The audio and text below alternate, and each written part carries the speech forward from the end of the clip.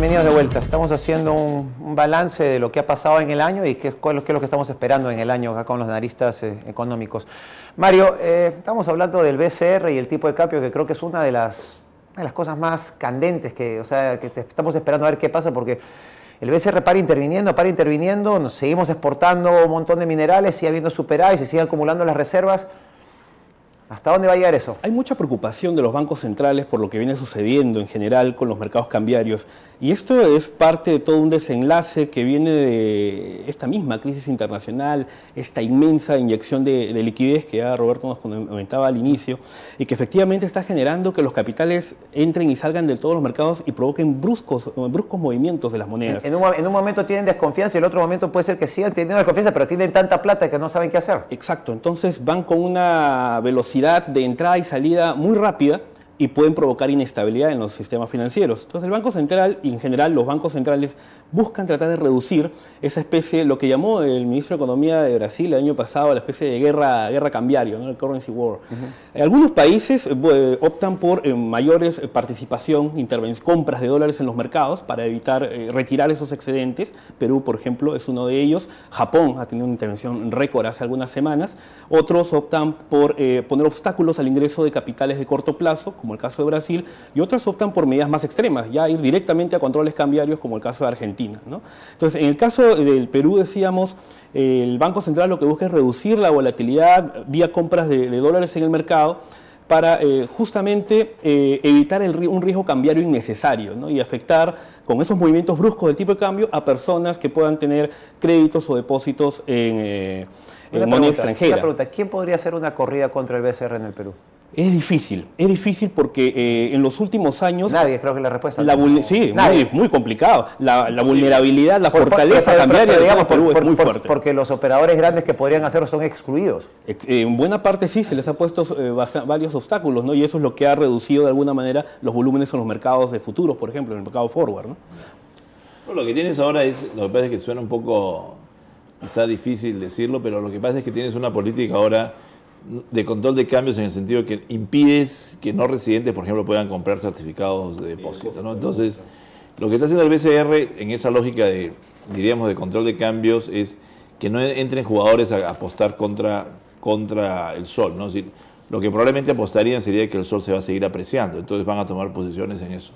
El Banco Central lo que está haciendo es, al impedir que uno se estacione en ese tipo de instrumentos, lógicamente nadie puede ir contra el Banco Central, ¿no? Al margen del tema de intervención, es decir, nadie puede apostar contra el sol porque no hay instrumentos que estén en esa moneda, ¿no? ¿Y por cuánto tiempo podemos hacer esto? El tema es ese, ¿no? Es decir, creo que hay un tema de reflexión que el Banco Central va a tener que hacer, es hasta cuándo efectivamente vas a seguir haciendo la misma política. Si sigue subiendo con 60.000 millones, 70.000 millones, probablemente vamos a acabar el año como siguen si es que efectivamente la economía sigue teniendo 55.000 o 60.000 millones de dólares a final de año. Entonces la pregunta es, ¿de nuevo vamos a seguir haciendo lo mismo?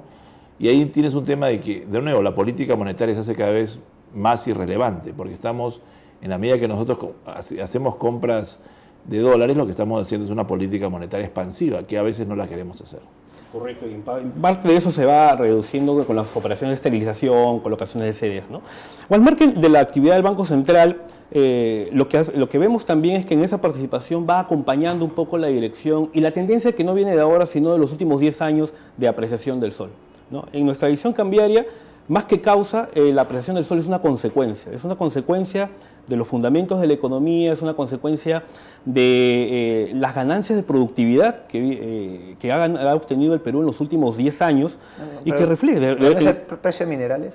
También se confunden varios aspectos, es cierto. Algunos aspectos, inclusive los aspectos externos, como los precios de los minerales o incluso la debilidad de la referencia del dólar norteamericano, pueden haber exacerbado o exacerbarían ese comportamiento del sol. Y ahí es donde creo que entra a tallar las compras del Banco Central. Pero si vemos una serie larga, ¿qué ha pasado con el tipo de cambio desde el 2001 y hasta la fecha? Lo que vamos a ver es una trayectoria bastante clara, con una alta correlación con el grado de dolarización, que ha venido reduciéndose paulatinamente. Claro, no ha sido una tendencia directa, han habido hipos cambiarios, ¿no? algunos por factores internos, por ejemplo, eventos de coyuntura electoral, Claro. y otros principalmente por factores externos, ¿no? Y creo que eso va a continuar en el año 2012, ¿no? Al margen, creo, de lo que pueda suceder con el entorno internacional, hay ciertos factores que pueden seguir presionando al sol a seguir ganando terreno, ¿no? ¿Hasta dónde tú ves el sol terminar el año? Nosotros, en función, creemos que el 2012, lo que va a pasar, no pensamos que vaya a haber una trayectoria directa, creemos que van a haber hipos, pero creemos también que el comportamiento del 2012 va a ser similar al de años anteriores. En los últimos 5 años, por ejemplo, limpiando el 2009, que fue un año totalmente atípico, la apreciación promedio fue alrededor del 3%, ¿no? Este año estamos pensando en un tipo de cambio de 2,63 para fin de año. Más allá del nivel, el mensaje que tenemos nosotros es que va a continuar apreciándose, vemos aún el sol fuerte, y en una magnitud de apreciación que sería similar al promedio de los últimos ¿Tú años. recomendarías endeudarse en dólares? No necesariamente, porque tampoco hay que Pero- caer pero en el riesgo cambiario Pero bueno, necesario. Bueno, ¿no? pero, bueno, hay riesgo, pero normalmente la tasa en dólares es más baja que la tasa en soles y si piensas que el sol se va a apreciar, Pero es asumir un riesgo cambiario No, que está bien. podría golpearnos por el hipo. Para operaciones de muy corto plazo y con el conocimiento de que se está asumiendo el riesgo cambiario, se podría evaluar esa alternativa. Pero para el grueso de las personas naturales que tienen inversiones de Mejor. mediano y largo plazo, lo mejor es mantenerse en soles. es calzar sus ingresos con... Por con sus supuesto, acciones. y con una tasa de interés en soles que es más elevada que la tasa de interés en dólares. Roberto, De sí. hecho, ya tenemos la garantía de que las tasas en dólares van a seguir en niveles bajos hasta finales de 2014, ¿no? Nuestro amigo Ben Bernanke, Sí. la semana pasada, sorprendió al mercado señalando de que las tasas iban a mantenerse bajas por 1 año y medio más, es decir, hasta finales de 2014, ¿no? Y esto te va a garantizar de que el spread entre las tasas en dólares y las tasas en soles se mantengan, ¿no? Pero coincido con Mario en que no debería tomarse en cuenta el riesgo cambiario y la fuente de ingresos de una persona que gana en soles, ¿no? Carlos, ¿tú qué piensas de todo esto? Sí, una apreciación con respecto a lo que decía Mario. Si ves en el largo plazo esa tendencia del dólar con el sol, la gente me parece que se centra mucho en la tendencia del sol con el dólar, pero si tú comparas el dólar contra una canasta de monedas, el comportamiento es muy similar. O sea, gran parte del tema no es... gran parte del tema es el gran flujo de capitales que está entrando al Perú y que aprecia el sol, pero una mayor parte tal vez es el gran flujo de salida que tiene los dólares en general. La tendencia es muy parecida si tú comparas el dólar con el sol que si comparas el dólar con una canasta de monedas, de repente sacando el euro, ¿no? Esa es una cosa que me parece interesante tomar en cuenta. Pero, que es un pequeño cambio, pero nosotros tenemos a Brasil a nuestro costado. O sea, los brasileros tienen una moneda que se les ha apreciado mucho comparado al Perú. Las zonas fronterizas con Brasil, o sea, no sé, la mano de obra peruana es más barata. ¿Cómo va a terminar? ¿Tenemos alguna contra Brasil? Bueno, hay las un cosas tema que también, en teoría, si nosotros creo que hay consenso de que la moneda se va a apreciar, también las tasas de interés en soles deberían bajar. Es decir, si tú ves una situación de equilibrio, si tu riesgo cambiario futuro es tan pequeño como creo que es consenso en esta mesa, lo paradójico en el Perú es que no bajen las tasas en soles. Porque si tu riesgo devaluatorio, depreciatorio es tan pequeño, al contrario está apreciando, uno debería esperar que las tasas deberían bajar, ¿no es cierto?, a niveles de las que tenemos en Estados Unidos o en Europa. Y eso no está pasando. Entonces hay un tema también creo que de reflexión y de investigación, ¿por qué tenemos tasas tan altas sabiendo que la perspectiva del sol es que se aprecie y además, ¿no es cierto?, tenemos indicadores que la tasa en Estados Unidos va a seguir baja en los próximos años.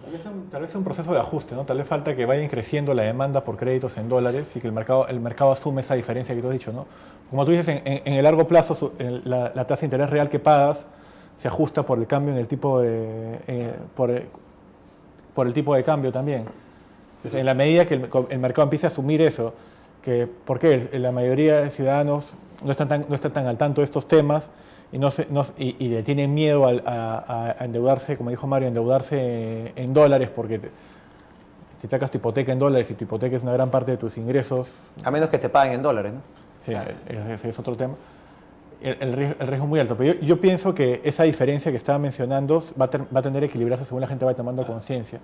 Pero es interesante porque si tú ves esa diferencia se ha mantenido en los últimos 10 años en el Perú, ¿no? Es decir, la brecha, es decir, si uno ve en términos de manejo de riesgo, hay un tema interesante que es el riesgo sistémico de Perú, es decir, la percepción de que siempre la moneda se va a depreciar siempre está en la mente de los peruanos hace 10 años y no se deprecia. Entonces hay un tema ahí, yo creo, uno de dos, o se ajusta por tasa de interés, quiere decir que si ese riesgo no se hace real y es creíble, deberíamos tener una baja de tasa que no ha ocurrido. Y por otro lado, si se sigue apreciando, debería ser que la tendencia, muy bien, hoy día se sigue apreciando, significa que las tasas futuras deberían estar alineadas con las internacionales. Hay un riesgo incorporado ahí, hay un trauma que todavía, que va de repente una generación, que toma una generación más en pasar. Eso justo te iba a comentar. ¿No? El tema del, todavía, yo estaba chiquito, pero el tema de la... Conozco bastante gente que sacó su hipoteca en soles y llegó Alan García en su primer gobierno y le salió la casa casi gratis. Ahí tú no viste los dólar MUC, que eran mejores todavía. Los dólar MUC que tenían 14 diferentes dólar MUC. Supe de ellos, pero no pude conseguir ninguno, lamentablemente. El hecho de que cuando las expectativas que tienen algunas personas de que algún día el dólar va a subir son justamente esa generación, ¿no? Que vivió por la hiperinflación, que sufrió el trauma de la devaluación y que pues en ese entonces todo el mundo buscaba un refugio en el dólar, ¿no? Y eso poco a poco, miren cuánto tiempo ha pasado, 10 años casi de apreciación del sol, y todavía cuesta incorporar en la mayoría de personas esa expectativa, ¿no? De que o sea, si es así serían movimientos temporales, pero hay un movimiento a largo plazo que está primando, ¿no? Es por el 45% que tú dices que todavía sí hay un 45%. Claro, yo conozco personas, por ejemplo, cuando empezó hace unos años el tema de... ¿Cómo se llama esto? Cuando la AFP te empieza a pagar tu renta, tu jubilación adelantada, la mayoría de AFP te estaban ofreciendo, de compañía de seguro, perdón, te estaban ofreciendo la renta en dólares. Y yo a ciertas personas le dije, oye, pero considera tomar una parte en soles. Me dicen, no, pero ¿cómo voy a tomarla en soles? Pero mira, el sol no se va a caer, el dólar no se va a caer más. Oye, pero el dólar está en 2.50, en 3.50 y ahora el dólar está en ese época estaba en 2.85, 2.90. ¿Por qué piensas que no se va a seguir cayendo? No se va a caer más. ¿Por qué? Porque psicológicamente todavía tienen anidado el miedo de la devaluación que pasó con García y que Dios no quiera que no podría pasar, bueno, como la política peruana como todavía es, nada te garantiza que no vaya a pasar en alguna elección, una cosa así. Disculpe, pero eso va totalmente en contra de la manera de pensar, digamos, de un fondo de cobertura que viendo todos estos ingresos que está tratando el Perú, si fondos de cobertura podrían entrar acá, al sol ya lo hubieran bajado a 1 punto y pico, porque hubieran venido acá, porque si alguien tiene que hacer un análisis así tipo George Soros como atacó a la moneda inglesa, lo hubieran bajado más de 2 soles. Pero vamos a un corte y volvemos.